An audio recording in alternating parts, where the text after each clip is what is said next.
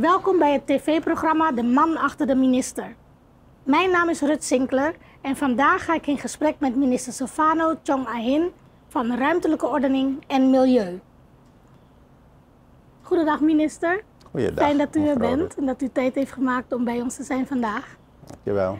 We zijn bezig met het programma De Man achter de minister, dus we zijn heel nieuwsgierig wie minister Silvano Chong Ahin is. En ik wil het graag met u hebben als eerste over een stukje privé.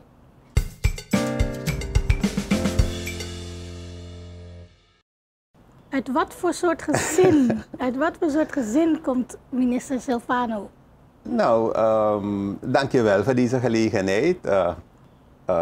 Ik kom uit een vrij groot gezin. En, we zijn opgegroeid op verschillende plaatsen. Een groot gezin van ongeveer, mijn ouders hebben 12 kinderen gehad. Ik ben de zevende. En ik ben zelf eigenlijk het belangrijkste deel van mijn jeugd heb ik meegemaakt aan de Ledesmastraat. Dat is midden in de stad waar je alles kon zien en meemaken. Ja. Nou ja, dat is het een beetje. We hebben heel veel meegemaakt. Het is een tijd geweest toen de stad nog niet zo modern was als nu. En ik moet zeggen, als ik het opnieuw moest doen, zou ik het precies op diezelfde manier willen hebben. Want we hebben toch wel heel veel meegemaakt. Heel veel sociale controle was er toen. De hele buurt was je tante. En als je iets verkeerds deed, dan kon de hele buurt optreden. Ja. We hadden strenge ouders in de zin van dat je dus niet scheef kon gaan. 6 uur 's middags, dan moet je binnen zijn. Of de hele buurt hoort dat je binnen moet zijn. En op de zondag dan moet je naar de kerk, de Rosa Kerk. Waar je dus ook daar een stukje sociale controle hebt. Zeker van de priester was toen een hele belangrijke figuur in de buurt. Voetballen, basketballen, van alles had je in de buurt. Ondanks de strenge opvoeding die we hebben gehad, hebben we ook hele nare dingen meegemaakt. Niet als gezin, maar in de buurt zelf. Het is niet de meest elite buurt die je kan tegenkomen in Suriname. Maar ook voor die ervaringen zijn we dankbaar. Ik moet eerlijk zeggen, mijn ervaring in de buurt is dat je dus heel wat zaken meemaakt die je zou kunnen kwalificeren als niet goed. Ja. Ik ben er blij om dat vanwege onze opvoeding dat wij daar nooit onderdeel van zijn geweest en dat wij altijd hebben kunnen meemaken, maar nooit meedoen aan zaken die ons in problemen zouden kunnen brengen. En ik denk dat dat een hele goede leerschool is geweest.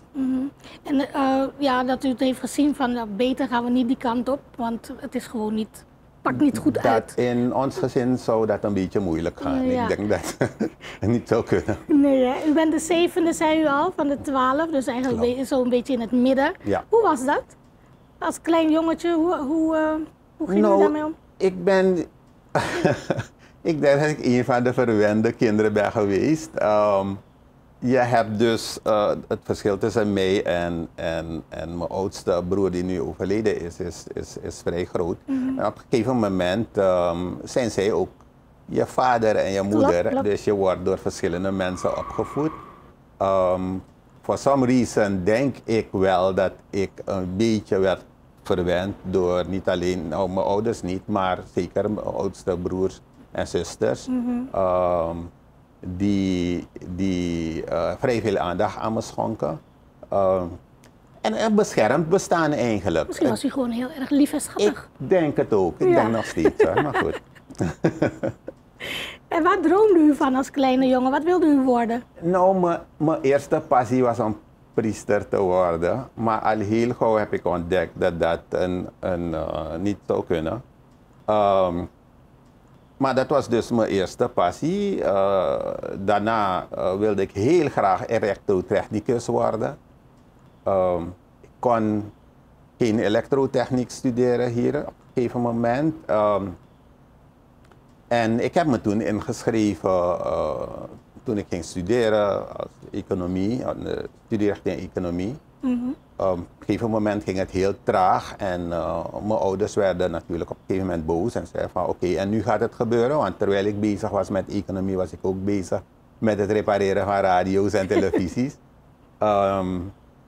En op een gegeven moment moest ik gewoon kiezen of delen en het is economie geworden, waar ik eigenlijk ook heel een passie voor ben gaan ontwikkelen. En dat is eigenlijk, ik zie mezelf meer als econoom dan wat anders op dit moment. Dat is dus ook zeg maar mijn bestemming geworden. Ja, en heeft u hier in Suriname gestudeerd of bent u naar het buitenland gegaan en teruggekomen? Hoe ja, ik heb hier gestudeerd. Eruit? Ik heb hier economie gestudeerd aan de Anton de Kom Universiteit. Na mijn studie ben ik vertrokken naar Nederland, waar ik postgraduate heb gedaan en ik ben gespecialiseerd in de economische planning aan het Institute of Social Studies, nu een poot van Erasmus Universiteit. Daar heb ik dus ook gestudeerd en vervolgens heb ik een heleboel kleinere, kortere studies gedaan, vooral op het gebied van projectmanagement en economic modeling. Dat waren de twee zaken waarin ik me ben gaan specialiseren. Ik vond projectmanagement vond ik ideaal, omdat ik hou van verandering. Het lukt me niet om één ding te lang te doen. Ja, ik herken dat. Ik moet verandering hebben en in projectmanagement ben je steeds bezig met een ander project. Ja. En voor mij is dat heel erg boeiend. Het is heel moeilijk voor mij om me vast te klampen aan één ding voor een te lange tijd. Dus vandaar. Ja, en herkent u dat, was u als kind ook al zo van snel verandering willen of nieuwe dingen opzoeken, nieuwe uitdagingen? Wat is een mooie jeugdherinnering. Dus ik denk dat ik zoek een beetje, ik vind het leuk om iets nieuws te leren, om iets anders te doen. Als ik het een beetje onder controle heb, dan is het fijn. En dan weer iets nieuws. Het is ook gebleken uit mijn carrière. Ik heb verschillende dingen gedaan. U gaf al aan, u komt uit een kinderrijk gezin. Ik herken dat, mijn moeder komt ook uit een gezin van 13, dus ik weet een beetje hoe het werkt. U was de middelste, een beetje verwend. Wat is een jeugdherinnering of iets wat is gebeurd in uw jeugd, wat u zegt van dat heeft echt impact op me gemaakt? Daarvoor moet ik een beetje lang nadenken, omdat ik een heleboel leuke dingen heb meegemaakt. Voor mij waren echt de leuke dingen in mijn leven de momenten waarop we met familie en vrienden bij elkaar waren. En dat we bijvoorbeeld op oudjaar helemaal samen in een vrij klein huis zaten om samen te zingen en gezellig met elkaar te zijn. Dat waren de leuke dingen. Ik denk dat ik iets langer zou moeten nadenken over dat ene ding dat heel veel impact op me heeft gemaakt. Ik denk dat ik wel gevormd ben door de hele buurt, door de priesters, waar ik veel van geleerd heb. Maar ook van familie, waar je dus leert om van elkaar te houden. En no matter what, je krijgt veel ruzie. In zo'n gezin is er altijd gevecht om een heleboel dingen die er niet aan toe doen. Maar uiteindelijk leer je toch om elkaar te ondersteunen en elkaar eigenlijk lief te hebben. No matter what. En ik denk dat ik dat tot nu toe heb behouden. Ja, vechten is ook altijd liefde hè, met broers en zussen. Ja, toch? Dat klopt. Niet echt vechten hoor, dat kan ik niet zo goed. Daarvoor schakelde ik mijn andere broers in, maar met de mond was ik wel een beetje de kampioen. Ja. En als laatste vraag in het privéstuk, wat uit uw opvoeding heeft u meegenomen naar uw eigen kinderen? Openheid en vergeving. Het zijn twee belangrijke dingen die voor mij belangrijk zijn in het leven. Ik denk dat het leven veel aangenamer is als je probeert open te zijn om je medemens uit te leggen hoe je denkt op een bepaald moment, wat je voelt. Dat doen we te weinig in Suriname. We draaien te veel heen om zaken, waardoor dingen eigenlijk, de sanepori uiteindelijk. Ik denk dat openheid heel erg belangrijk is. Maar ik denk ook, en misschien nog meer, dat vergeving belangrijk is. Omdat we blijven elkaar pijn doen, misschien niet opzettelijk. We blijven dingen doen die anderen niet zo leuk vinden. En dan moet je wel weten dat je elke minuut van de dag, elke minuut, moet je eraan denken dat je iets kan doen waardoor dat verkeerd overkomt bij anderen. En het works both ways. Dus als je vergeven wil worden, moet je anderen ook kunnen vergeven. Helemaal. En ook al krijg je het niet van een ander, dan nog moet je het blijven geven. Ja. Omdat uiteindelijk ik denk dat mensen, als ze alleen in bed liggen, dat ze wel nadenken en zeg maar het licht zien. Ja, zeker. Vergeving doe je ook, denk ik, inderdaad echt voor jezelf het meest, zodat jij peace of mind hebt. Klopt. Toch? Dank u wel, minister, voor een mooie inkijk in een stukje privé van minister Silvano Tjongahin. En van privé gaan we naar het volgende segment en dat zijn de stellingen.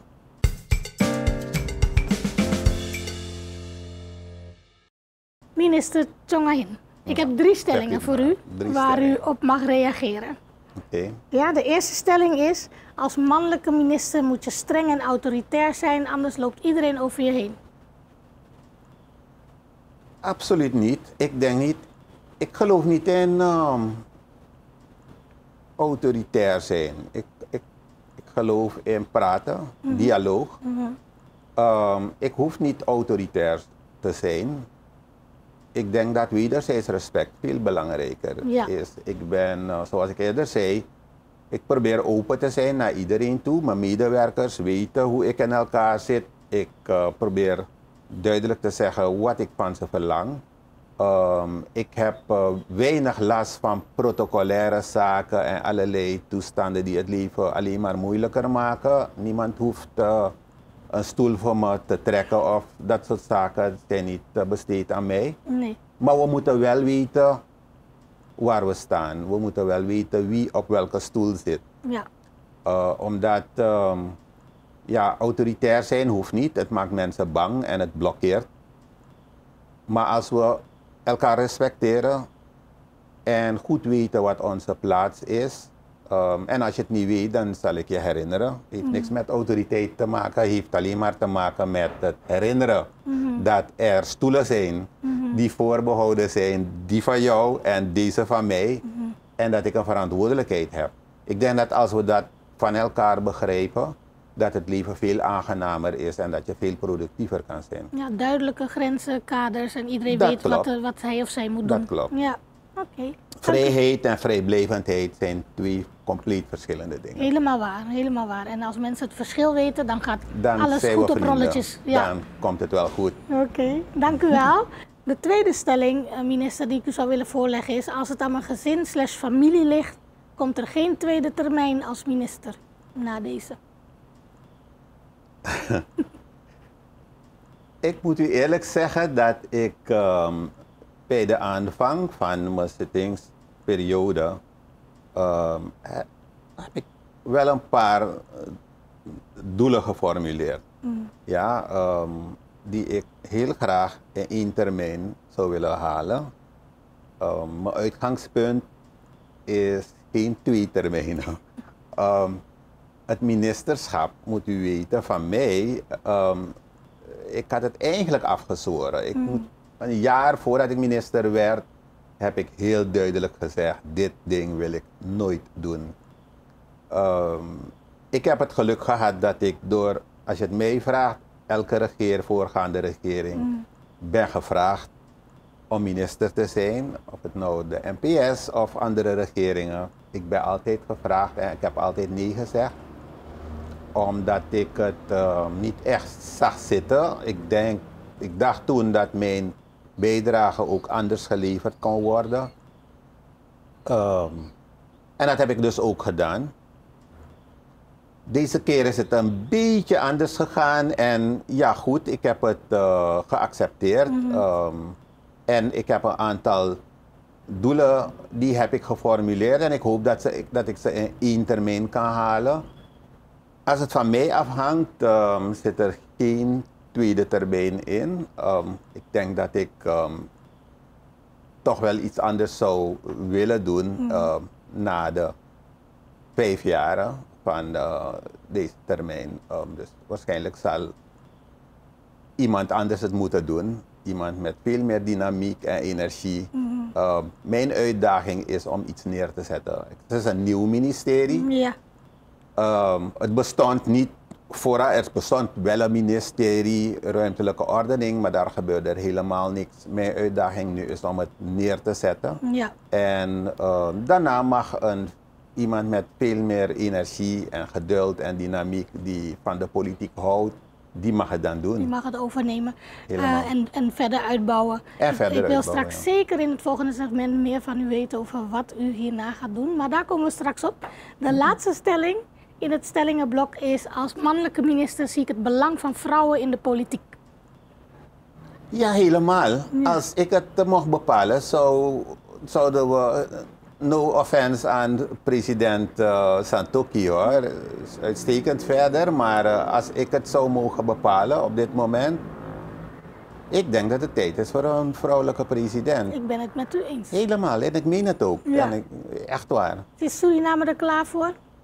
Tuurlijk zijn we er klaar voor. Ja. Kijk naar Barbados. Die mevrouw die scoort zo vreselijk. Die vrouw scoort. Maar zij is de premier. Enorm. Zij is volgens mij premier. De president is een andere dame. Ja, maar ze werken heel goed samen. Een president. Ze is zo geweldig dat ze een president heeft. Weet je, dus nee, ik denk het wel. Ja. Ik denk dat het goed is. We zijn dit volk is echt een bromtje jari. We moeten blijven veranderen. We blijven waar we zijn in ontwikkeling. We zijn niet verschrikkelijk veel vooruit gegaan. Maar als je alles op dezelfde manier blijft doen, gaat er niks veranderen. Eén daarvan is het leiderschap. Ik denk dat niet ten koste van alles een vrouw, want ik ben wel tegen het kiezen van een vrouw omdat het een vrouw is. Je moet wel de kwaliteiten hebben. Maar wat mij betreft, geen enkel probleem hoor. Okay. Dus misschien de volgende termijn of daarna een vrouw. Ik hoop dat we dan ook een vrouw kunnen identificeren die het ook waar kan maken en die ook die uitstraling heeft, zodanig dat men voor haar kiest. Ja, nou, ik hoop dat we het nog mogen meemaken. Ik ben hoopvol gestemd hoor. Ik heb een paar op het oog. Oké, mooi. Nou, ik wil straks van u horen. Dat ga je niet zeggen. Nee, buiten de camera's toch. Ja. Nee, dank u wel voor de reacties op de stellingen. En van de stellingen gaan we het met de minister hebben over carrière, ambitie en ministerschap.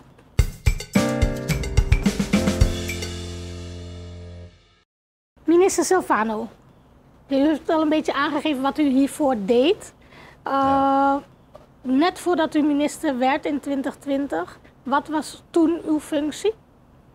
Ik was toen directeur van het Management Instituut GLIS. Het is ook een grote uitdaging voor me geweest. Een van de zaken waar ik heel erg trots op ben. Ik werd op een gegeven moment gevraagd, ik dacht in 2010, om interim manager te worden van het nieuwe MI GLIS, het instituut. Voor 6 maanden eigenlijk werd ik gevraagd. En ik dacht, oké, nou dan maar. Het is niet echt iets waarvan ik toen dacht dat het lag niet echt in mijn richting. Het is grondregistratie. Ik ben econoom. Maar zoals ik eerder zei, verandering is voor mij de uitdaging. En ik dacht, oké, nou vooruit dan maar. Dan gaan we dat doen voor een tijd, 6 maanden. Tot mijn verbazing heeft het 10 jaar geduurd. Eigenlijk. Omdat dat niet de bedoeling was dat het 10 jaar. Maar ik heb daar echt de gelegenheid gehad om iets op te zetten. En ik kan u zeggen, zeker voor mij is dat een heerlijk gevoel. Het is als ik terug zou kijken naar wat ik heb gedaan de afgelopen jaren in mijn carrière, en je zou me vragen waar ben je het meest trots op, dan zou ik zeggen, dat is het. Dat het niet iedereen gegund is om iets van scratch op te bouwen en daar een instituut neer te zetten waarvan je weet dat die iets up to standards. Ja, ja. Ondanks alle kritiek die we zo veel kunnen verzinnen, denk ik dat het Management Instituut, dat IGLIS, dat die echt zich kan meten met andere instituten, zusterinstituten in de regio. We hebben vaak veel kritiek op onze eigen dingen en natuurlijk, het is niet omdat ik verantwoordelijk ben, of ik en de mensen natuurlijk, voor het opzetten daarvan. Ik heb ook kunnen vergelijken en ik probeer eerlijk te zijn voor mezelf, met mezelf, en ik heb het kunnen vergelijken en ik denk dat we dat instituut moeten koesteren. Daar ben ik bijzonder trots op. Dus daar werkte ik. Op een gegeven moment was het genoeg, het was voldoende. Ik mocht met vervroegd pensioen en de bedoeling was dat ik iets anders zou gaan doen. Ja. Ik had een aantal keuzes. Het ministerschap was niet op mijn menu. En die kwam en binnen een week, boom, it changed. En ik dacht, oké, wat heb je nu weer gedaan? Dus... Maar zou het kunnen zijn, minister, dat ze u hebben gevraagd omdat ze zien wat u kunt met dingen vanaf scratch opbouwen? Want dit is ook een nieuw ministerie, of weer helemaal hernieuwd. Ja, dat ze die kwaliteiten in u hebben gezien en dachten, nou, we gaan hem toch overhalen. Nou, het is een klein beetje anders gegaan. Maar ik denk dat wanneer we praten over het ministerschap, is er nooit een gebrek aan belangstelling. Er zijn zoveel mensen die minister willen worden. Ik sta niet echt in de rij, maar het is toch een eer om je land op deze manier te mogen dienen. We zijn ervoor gegaan, ook vanwege het feit dat je kijkt naar wat er om je heen gebeurt. Ik moet eerlijk zeggen, zeker de laatste jaren was ik diep teleurgesteld in Suriname. Ik had zoiets van, waarom ben ik teruggekomen? Kijk wat er weer gebeurt. Ja. De koers begon hele rare sprongen te maken. Het was een teleurstelling die me overkwam eigenlijk. En vandaar ook dat ik op een gegeven moment heb gezegd, weet je wat, maar je kan ook niet aan de kant blijven staan. Je zou toch wel ervoor moeten gaan en een bijdrage doen. En het is het ministerie van Ruimtelijke Ordening en Milieu geworden. Ja.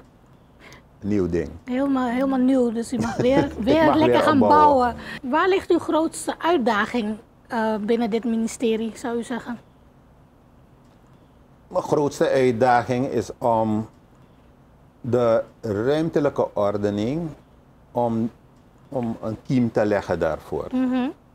Ik besef dat het niet een discipline of niet een beleidsgebied is dat je binnen 1 of 2 dagen kan opzetten.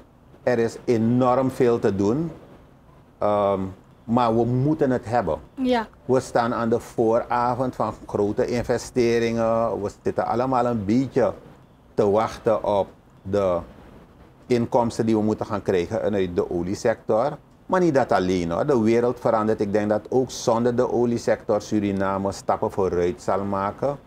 Ik ben niet eens geneigd om te denken in termen van olie, maar de rest. Ja, dus dat dit land toch weer een take-off zal maken. We hervormen op dit moment. Het zal wel goed komen. We gaan offers moeten brengen. Maar wanneer je echt goed wil investeren in dit land, dan zal je echt iets moeten doen aan de ruimtelijke ordening. Dit land is op dit moment, in de afgelopen 50 jaar, hebben we er een chaos van gemaakt. Ja. Het is niet geordend, het is inefficiënt, het is onproductief. En iemand moet die structuur gaan opzetten, de institutionele setting gaan opzetten, een stevige ook, om dit land te gaan herinrichten, om onze omgeving zodanig in te richten dat we niet alleen efficiënt, maar ook gezond en milieuvriendelijk kunnen wonen en zonder te veel storing.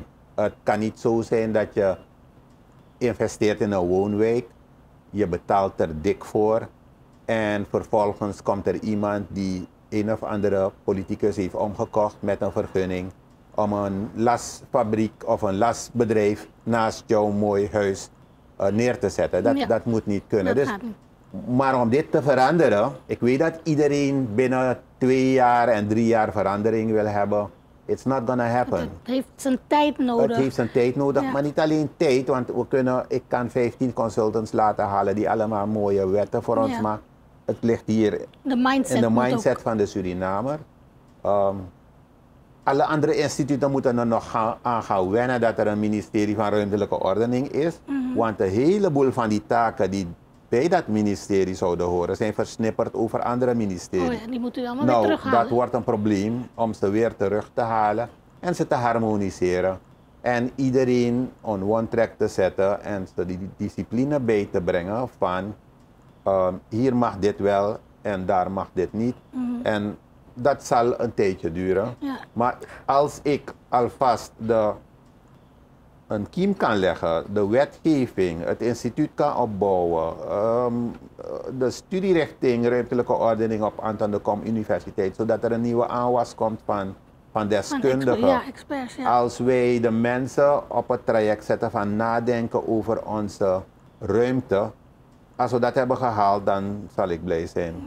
5 jaar. Ja, 5 jaar. Dus hard doorwerken. En het milieuvraagstuk is natuurlijk ook niet een kleine. Absoluut niet. Zeker wereldwijd gezien in al die doelen die gesteld zijn. Maar want er gebeurt natuurlijk ook heel veel op dat vlak. Hè, met de vervuiling van ons water en dat soort dingen. Dus dat lijkt me ook nog een grote uitdaging. Milieu is een hele grote ook. Ik noem de ruimtelijke ordening omdat die eigenlijk er helemaal belabberd aan toe is. Dat is dus het ergste. Maar milieu is heel erg belangrijk. Staat ook niet los van die ruimtelijke ordening. Bij milieu is er ook heel veel te doen. Maar daar hebben we tenminste al wat zaadjes gelegd en die groeien al. En hoewel we klagen over onze omgeving en we hebben alle recht daartoe om te klagen, er zijn een heleboel dingen die we fout doen op milieugebied. Relatief bekeken is Suriname er niet zo slecht aan toe. Laat me onmiddellijk erbij zeggen, er is veel werk te doen. Er is a lot to do. We moeten dit land gaan ombouwen tot een echt milieuvriendelijk land. Waar en weet je, het ligt binnen handbereik. In tegenstelling tot andere landen die alle bos hebben weggekapt, die zich gedragen als ik zoek een behoorlijk woord dat geschikt is voor de televisie. Maar die zich slecht gedragen, milieuonvriendelijk. Relatief bekeken valt het mee. Maar er zijn een aantal zaken die we echt moeten aanpakken. De vervuiling van ons moeten we gaan aanpakken, quick. Ja. Betekent ook dat we ons huishoudelijk vuil anders moeten gaan behandelen. Het wordt opgehaald wat dat betreft, fijn. Maar de verwerking we moeten gaan verwerken. Wat we ermee doen is verschrikkelijk. Dus dat gedeelte moet geregeld worden. We moeten leren omgaan met plastic, met petflessen. Ja. Al die zaken moeten geregeld worden. We moeten beter omgaan met ons bos en de biodiversiteit die we hebben. Dat moeten we allemaal veel beter doen. En juist omdat het voor Suriname mogelijk is, we kunnen zien wat we kunnen zijn. We zien dat gewoon, dat we veel beter kunnen zijn. Moeten we er naar streven om het beter te doen. Ja. En dat is dus de missie.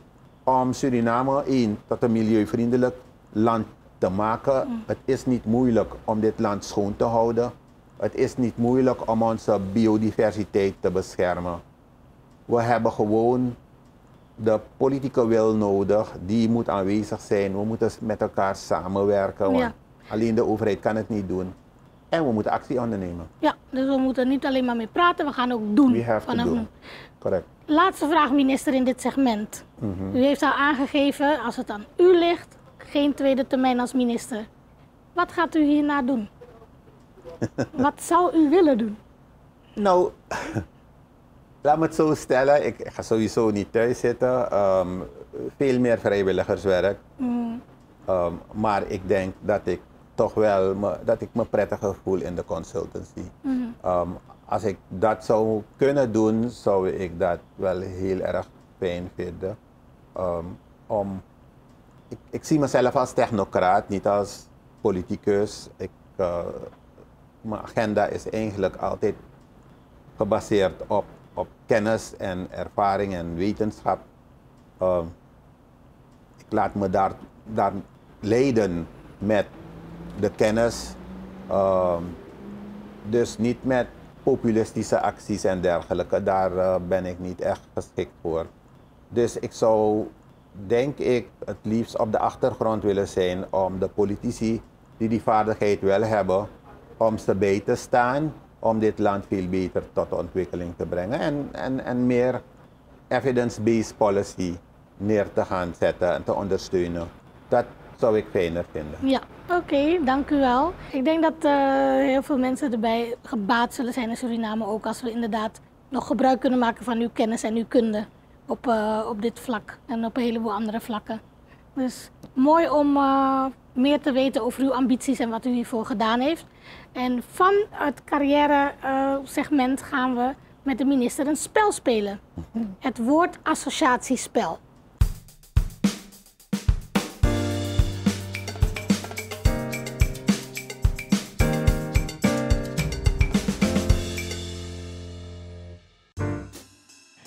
Wilt u een royal treatment en een prachtige ambiance met eten en drank van topkwaliteit? Kom dan naar restaurant L'Hermitage. Mooi gelegen aan de Henkilaan nummer 85. Onze service zult u nooit meer vergeten. L'Hermitage, ook voor jou.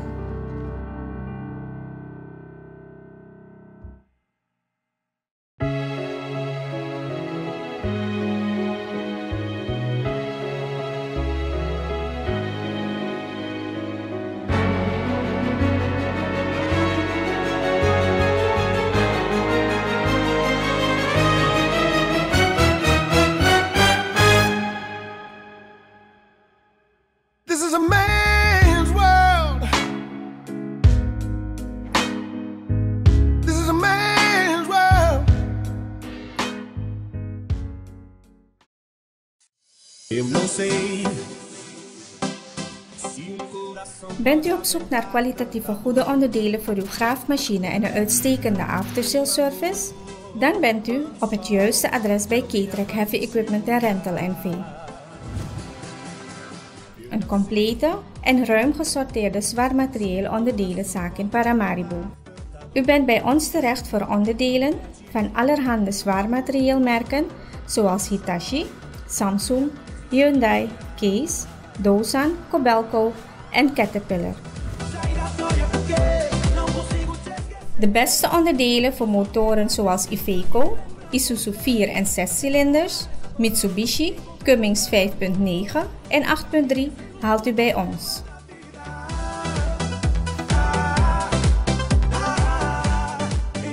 K-Track Heavy Equipment and Rental NV, quality parts at affordable prices.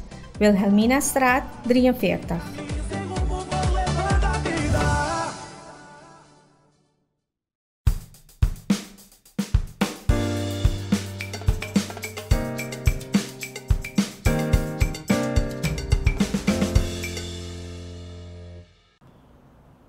Minister, are you ready? Het woord associatiespel. Ik geef u een paar woorden en u reageert spontaan zonder al te veel na te denken. Nou, komt dus. Maar goed. Jawel, dat komt goed. Komt goed. Het eerste woord is Suriname. Oh, mooi land.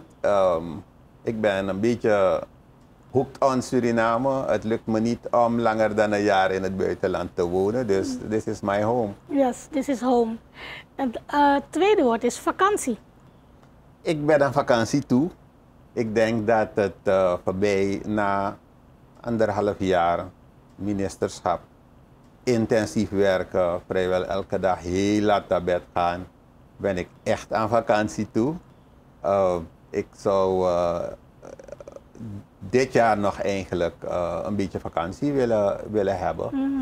Dus we werken eraan. Wat is een bestemming waar u of al geweest bent en denkt van ik wil zeker terug, of een bestemming waarvan u denkt van nee, daar wil ik zeker naartoe? Ja, dus ik heb een aantal landen die ik nog wil bezoeken. Ik wil sowieso naar Egypte. Ik wil naar een paar landen in Azië wil ik nog bezoeken. Ik ben nog niet naar Vaticaanstad gegaan. Dat wil ik ook wel aandoen. Dus dat zijn een beetje de landen die ik toch nog zou willen aandoen. En om vakantie te vieren en een beetje te kijken, vergeten, weet je, alle andere dingen vergeten. Even ontspannen. Egypte zou me goed doen, denk ik. Ja, ik heb er hele mooie dingen van gehoord en van gezien. Vervolgens, ik denk dat hij een beetje aansluit, overvolle agenda. Dus ja, dat is mijn dagelijks leven geworden. Mijn agenda is altijd heel erg vol. En gisteren nog keek ik naar mijn agenda en ik dacht, oh, je wordt geleefd. Het wordt tijd dat ik controle neem, een beetje probeer om mijn agenda te bepalen en niet dat anderen mijn agenda bepalen.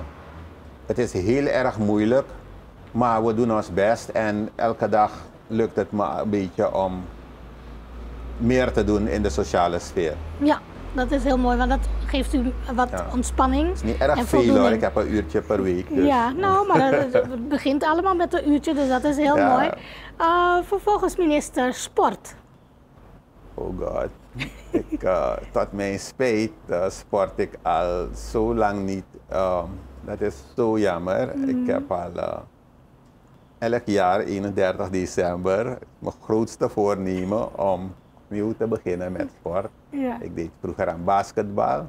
Dus al 20 jaar zeg ik dat ik het volgend jaar opnieuw ga beginnen. Ik denk niet dat het basketbal wordt. Ik ben een beetje bang voor het geweld dat je nu ziet op het veld. Ja.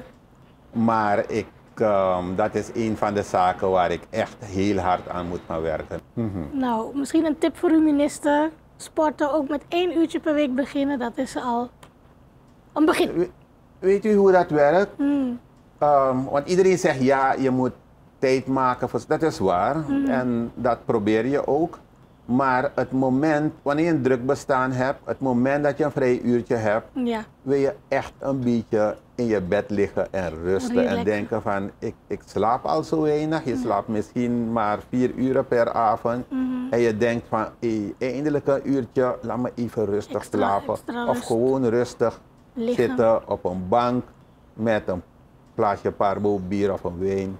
En niemand belt, niemand moet me iets vertellen. I just don't want to hear anything. Ja. Dat is het. En zo werkt dat. Je zou kunnen zeggen, waarom ga je niet een beetje trimmen of something? Ja, nee maar. De trimbaan nu, een tijdje geleden ging ik nog af en toe naar Montplaisir om een beetje te lopen alleen. Alleen lopen lukt niet meer. Nee. Dat iedereen even een praatje wil maken over dit nog. Wel... En iedereen wil het land regelen. Dus ze bedoelen het goed, maar voor mij werkt dat niet zo goed. Nou, hopelijk komt er binnenkort toch nog een beetje iets van sport. Dan gaan we even kijken. Eerst op vakantie. Eerst op vakantie. Dit jaar. Nog een woord wat ik u wil voorleggen is binnenland van Suriname. Ja, ik heb de vorige week een programma gemaakt, ingepland dat ik dit jaar vaker naar het binnenland zal gaan. En dat zal dus hopelijk over 2 weken al zullen we beginnen met bezoeken aan het binnenland, omdat ook dat een beetje is gaan verwateren. En ik denk dat, ik noemde wel andere landen, het buitenland, om te ontspannen, om een beetje vakantie te nemen. Maar eerlijk gezegd denk ik dat als je echt vakantie wil hebben, moet je ergens naar Keizergebergte of ergens waar er geen radio-ontvangst is en dergelijke. Ja. En niemand praat over politiek. Dat je daar het snelst en het best tot rust kan komen. Dat lekker kan wel. In de Surinaamse Sula en met onze beestjes om u heen. Met de juiste mensen hoor. Je moet niet altijd. Mensen, Altijd. Ja, dat lukt. Ik heb nog 2 woorden voor u, dan zijn we aan het einde van dit segment. Het eerste daarvan is eten. Nou, wat kan ik zeggen? Ik hou van lekker eten. Ja.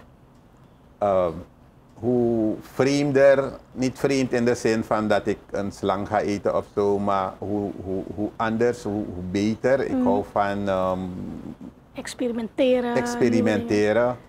Als ik in het buitenland ben, wil ik echt het lokale eten proeven. Niet van die vreemde dingen. Je moet me geen slak geven. Nou ja, dat kan nog even, maar geen kikker of zo. Dat gaan we niet doen. Nee. Maar eten, ja, dat is, daarmee kan je me wel blij maken. Niet te veel, maar Ja. I love it. Heeft u iets waar ik echt zeg van maak me daar maar voor wakker? Een goede steak is echt, ja, daarvoor kan je me wakker maken. Ja. Medium rare? Medium, ja. Oh, dat gelukkig, daar kunnen we praten. Lekkere wijn en zo. Oké. Dat wil doen. Ja, laatste woord minister in dit segment, toekomst. Ja, de toekomst. Ik ben heel optimistisch over de toekomst. Ook over de toekomst van dit land. Ik denk dat we een ontwikkeling meemaken. We ondergaan een ontwikkeling. We hebben fases gehad. Iedereen op dit moment wil het steeds beter hebben. We willen onmiddellijk dat die koers weer teruggaat naar toen. 2, 3, whatever it was. Iedereen wil alles opnieuw gefixt hebben, zo snel mogelijk. Dat zal niet zo snel gebeuren, omdat er te veel kapot is gemaakt.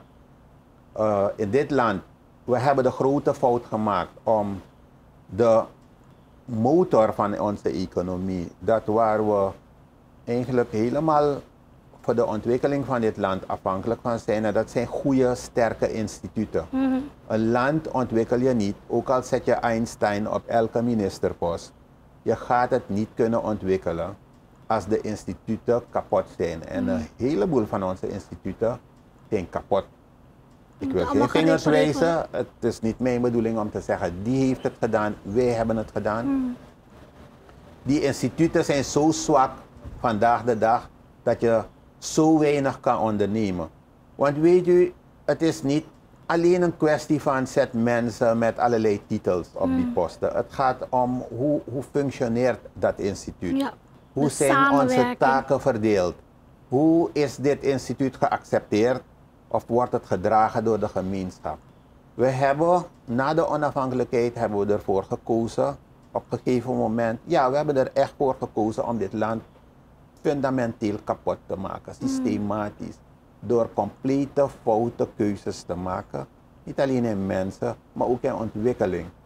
En wanneer je die keuzes maakt, wanneer je denkt dat dit het centrum is van de wereld en je kan alles doen wat je wil en je productiviteit gaat achteruit en we denken dat we maar de kantjes ervan aflopen, geloof me, dan krijg je een situatie als wat we nu hebben, waarbij je opnieuw moet gaan bouwen. En wat vervelende is, het is alsof we in dit land one step forward, two step backwards. One step forward, kijk goed naar onze historie en kijk goed naar onze economische ontwikkeling. Zodra we weer een beetje het hoofd boven water hebben, kiezen we ervoor om weer kapot te maken en populistisch te doen. En eigenlijk heel onverstandig om te gaan met de belangrijke instituten in dit land. En we hebben ze kapot gemaakt. Ja. En ze functioneren niet meer. Het is een unicum dat een president van een centrale bank wordt berecht. Ik vind het triest. Ja. Het is een unicum dat er zoveel corruptiegevallen zijn in bij een heleboel instituten. Dat er geen respect is voor ons politiekorps. Dat de universiteit, ja, daar hebben we niet zoveel respect voor. Het kan niet. Nee, we moeten dat allemaal terugbrengen. Als je die dingen niet kan opbouwen, landen als Amerika en Nederland hebben hun landen opgebouwd door stevige instituten neer te zetten. Instituut Harvard is al, ik weet niet hoe lang, heel lang. Is het de bakermat van kennis waar iedereen naartoe wil gaan. En als je dat niet doet in een land en je breekt maar af, every 5 of 6 jaar, vergeet het maar. Ja. Dus uw boodschap is, ja? Over de toekomst, ik moest dit zeggen, Ja. om een beetje context te creëren. Toch ben ik optimistisch over de toekomst. Ik kijk naar de jongeren. Ik denk dat zij een totaal andere mindset hebben met dit digitaal tijdperk, dat ze een totaal andere mindset hebben, dat ze veel meer gaan beseffen dat je nu veel meer oog moet hebben voor kwaliteit en dat je heel verstandig moet omgaan met de belangrijke privileges die je hebt, waaronder een verkiezing. Ja. Denk goed na, vraag niemand om op mij te stemmen, je gaat me niet eens op een lijst zien, maar denk goed na over Op wie je wat je stemt. doet. Nee, hoe je omgaat met het voorrecht om te kunnen stemmen. Laat me het zo brengen, Ja. omdat ik niet, dit is geen politiek praatje, Nee. het is echt iets dat me dwars zit, waarvan ik denk van, we're bringing this life to waste. En waarom zou je dat willen doen? Ja, dat Zo'n is zo. mooi land. En met deze woorden sluiten we het woord associatiespel af. En gaan we alweer naar het laatste segment met de minister, waarin we gaan praten over leiderschap en legacy.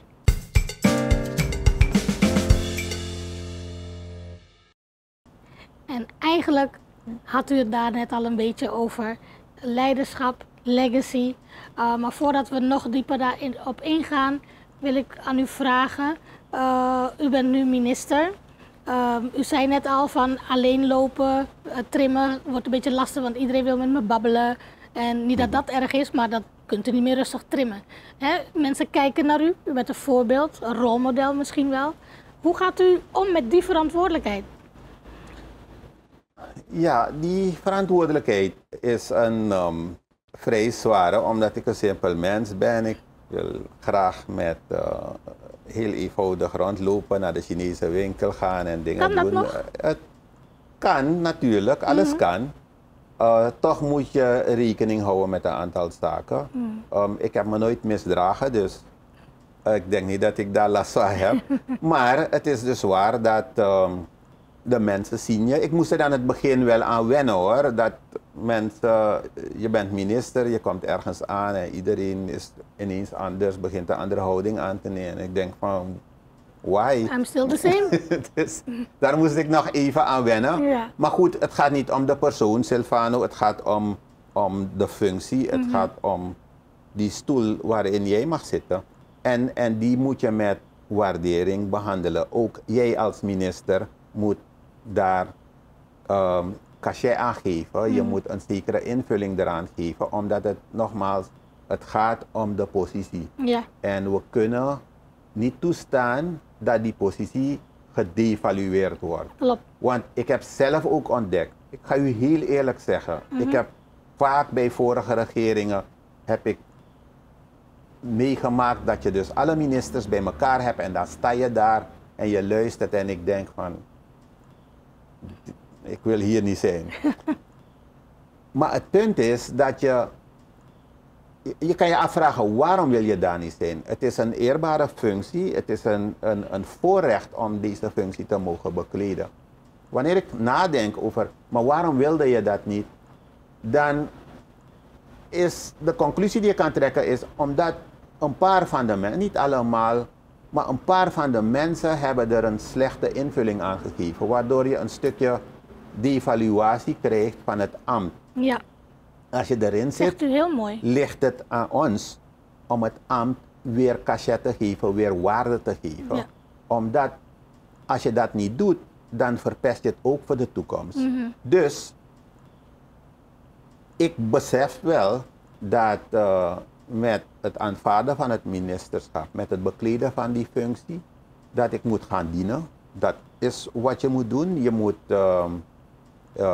je zal moeten klaarstaan voor veel mensen. Je kan ze niet allemaal helpen, want iedereen denkt dat een minister, om te beginnen denken ze dat ministers heel veel verdienen. En ik, oké. U kunt niet zo. eten, maar Je kan en dat is eten, het, maar ja. oké. Dus, en begrijpelijk, de mensen zijn, een heleboel mensen hebben het moeilijk deze tijden. En ze verwachten veel van je. Je moet dat begrijpen. Je moet natuurlijk ze de ruimte geven om een zegje te doen. En je uiterste best doen om het zo goed mogelijk te maken voor de mensen. Een heleboel mensen die kennen mij dus als econoom en die benaderen mij ook en doen alsof ik de minister van Financiën ben. Maar ik besef ook dat als ik in de RVM zit, dat ook al is mijn portefeuille ruimtelijke ordening en milieu, ik zorg ervoor dat ik mijn zegje doe. Als het op andere beleidsterreinen, als er dus zaken zijn waarvan ik denk dat de mensen daar buiten, dat hun bezighoudt en dat ik dan een spreekbuis voor ze kan zijn. En ik ben blij dat ik genoeg collega's heb die hun werk ook zo zien.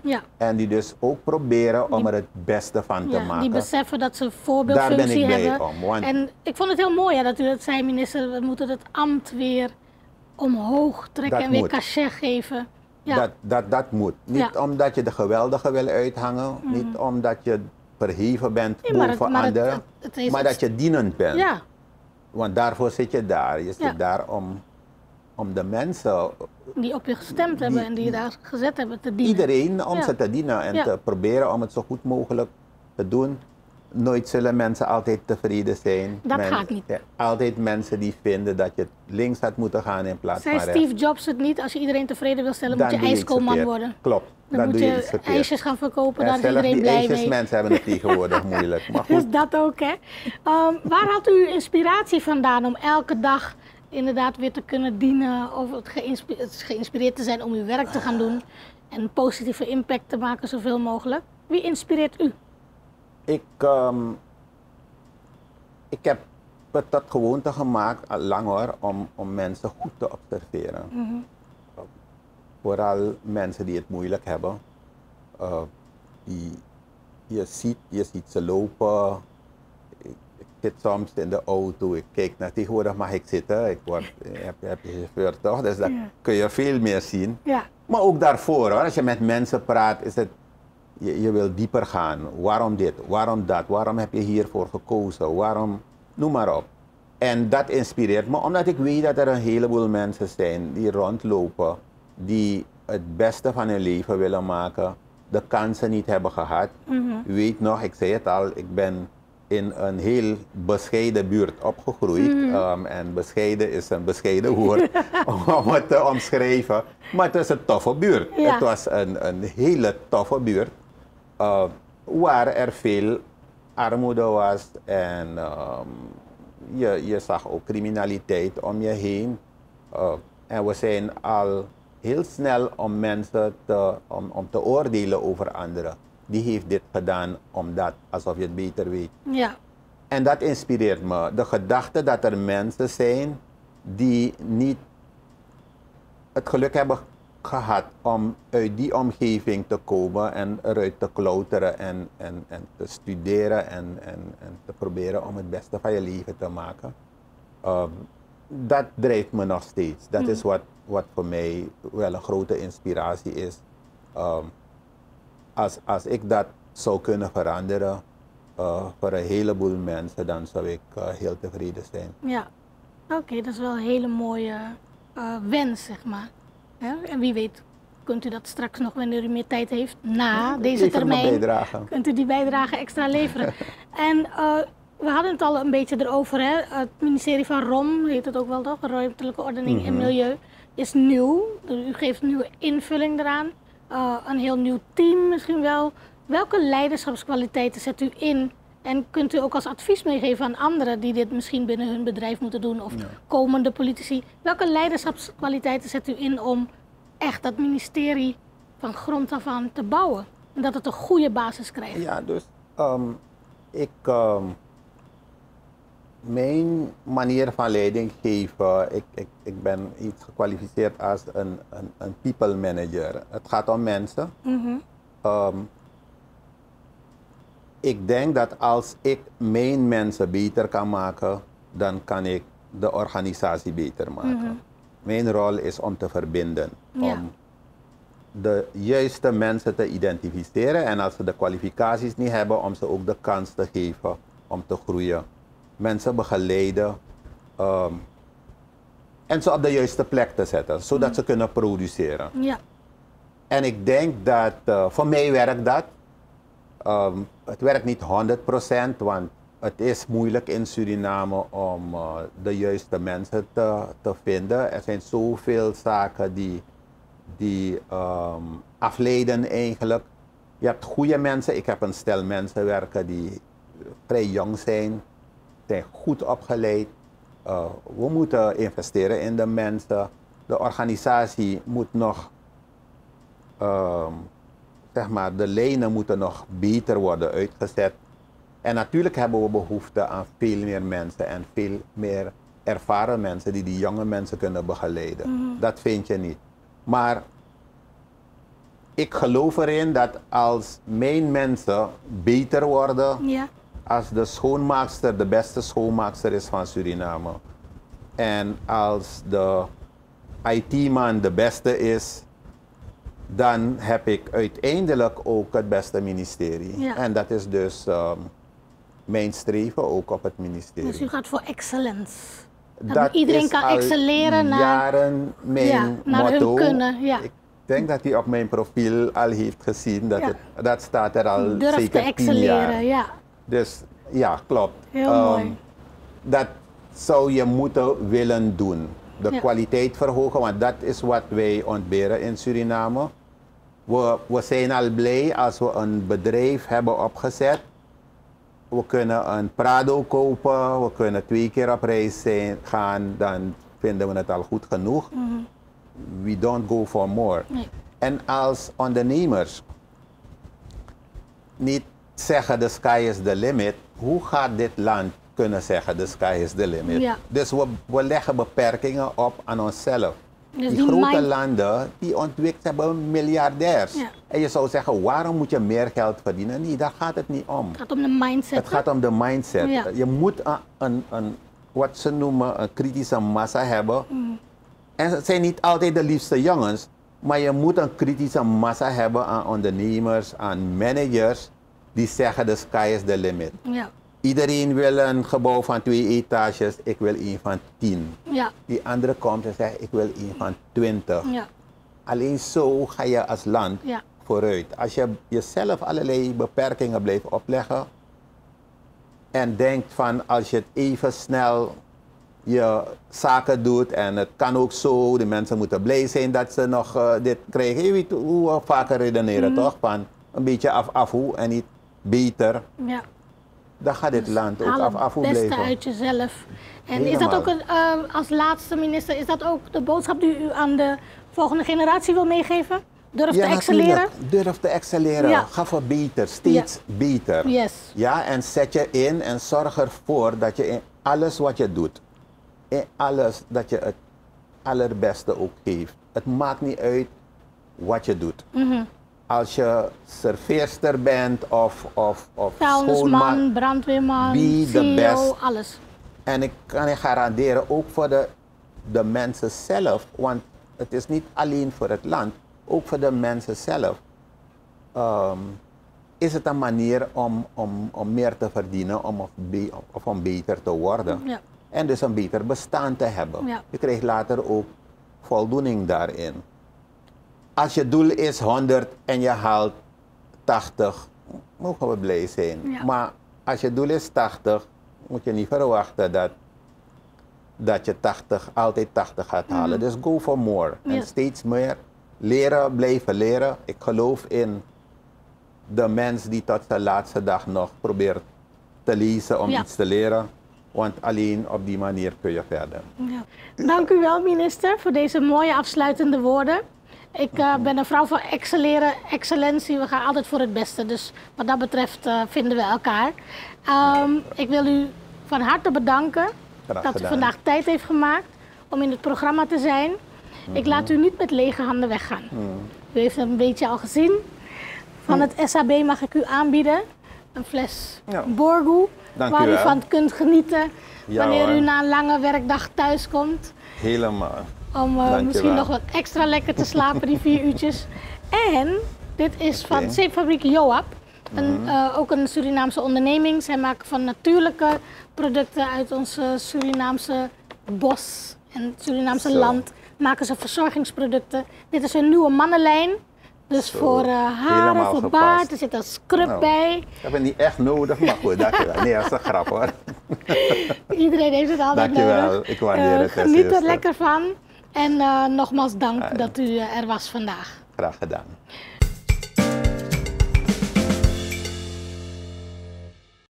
Mijn naam is Silvano Tjonahin. Ik ben minister van Ruimtelijke Ordening en Milieu. En mijn quote is: haal het allerbeste uit jezelf. Komt het wel goed. Dank u wel.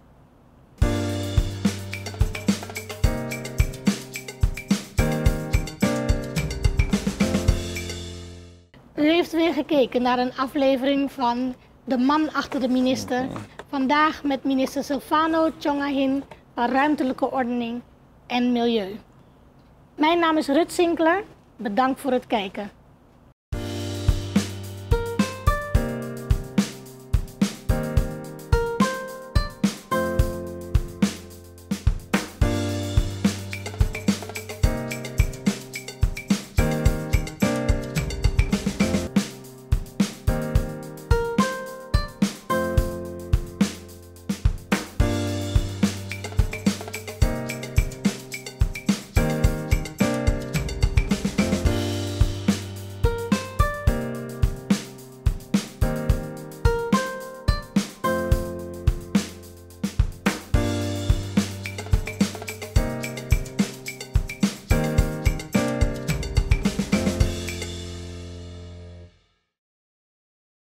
This is another Supreme production.